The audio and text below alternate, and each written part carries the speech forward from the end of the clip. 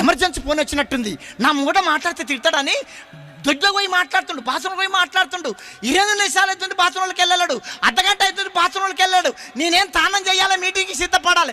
ఈడు బాత్రూంలో సచ్చిండా ఎవరా, కుంటిలోకి ఇట్లా ఇరికిపోయిందా ఎవరా అని ఆ బాత్రూమ్ డోర్ కాడ దగ్గర పోయి చెవ్వెట్టింటున్నా. బాత్రూంలో కూర్చొని ఫోన్ మాట్లాడుతుండు.